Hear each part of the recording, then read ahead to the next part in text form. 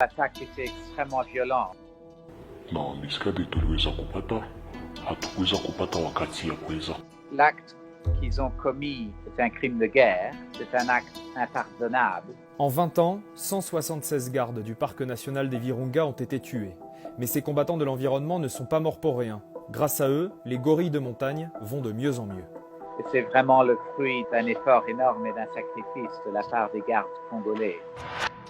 Ils étaient gardes pour le parc national des Virunga, en République démocratique du Congo. Ils avaient tous entre 23 et 31 ans et ils ont été tués dans une attaque armée le 24 avril dernier.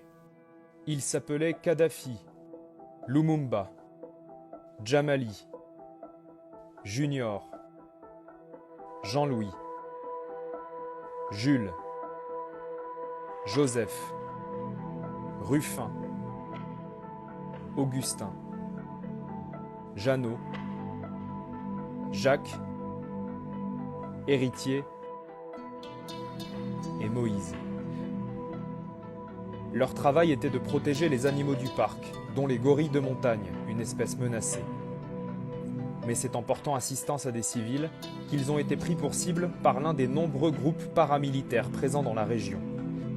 Nous avons contacté Emmanuel de Mérode, le conservateur du parc national des Virunga.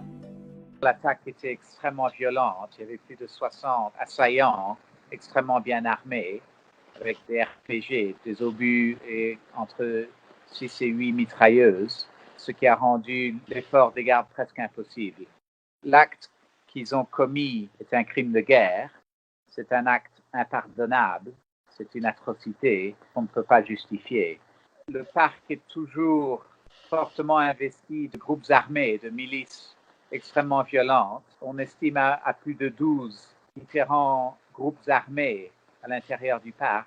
Ces milices subsistent à base des ressources du parc, que ce soit les forêts qui ont une valeur énorme en termes d'énergie, que ce soit le poisson dans le lac Édouard au milieu du parc, du braconnage. Ce sont des activités illégales qui génèrent énormément d'argent. Sur ces images filmées par notre équipe sur place peu après l'attaque, on aperçoit cet homme en béquille. C'est un garde, survivant du massacre, qui vient se recueillir sur les cercueils de ses camarades.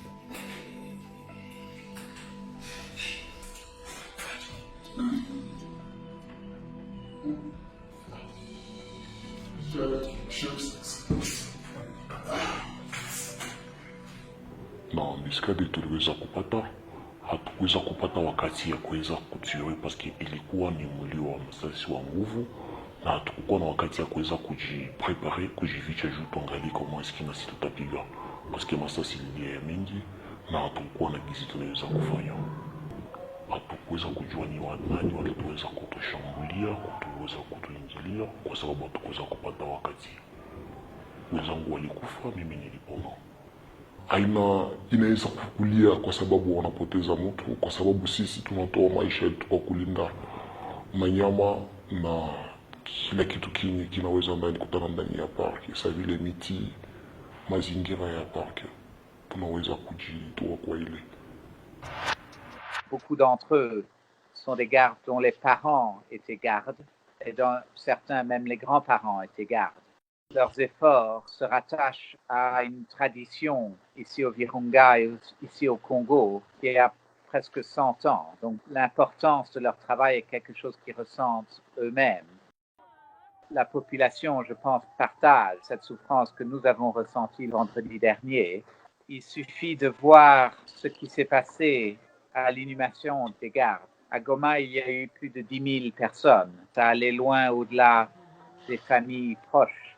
Le sacrifice des gardes du parc national des Virunga est unique au monde. Il n'y a pas un parc qui a souffert un tel taux de fatalité, de mort au service du pays, comme ce qu'on a connu au Virunga. En 20 ans, 176 gardes du parc national des Virunga ont été tués. Mais ces combattants de l'environnement ne sont pas morts pour rien. Grâce à eux, les gorilles de montagne vont de mieux en mieux. Au Virunga, c'est un peu plus de 300, ce qui fait presque un tiers de la population mondiale des gorilles de montagne. Il y a régulièrement des naissances. On en a généralement 2 par mois, ce qui est extrêmement positif. Donc la population, elle grandit. Elle a triplé en 20 ans, ce qui fait de cet effort de conservation d'une espèce en voie de disparition à des plus grands succès au niveau de la conservation de la nature au niveau mondial. La situation du parc actuellement est relativement bonne par rapport à la faune. Et c'est vraiment le fruit d'un effort énorme et d'un sacrifice de la part des gardes congolais.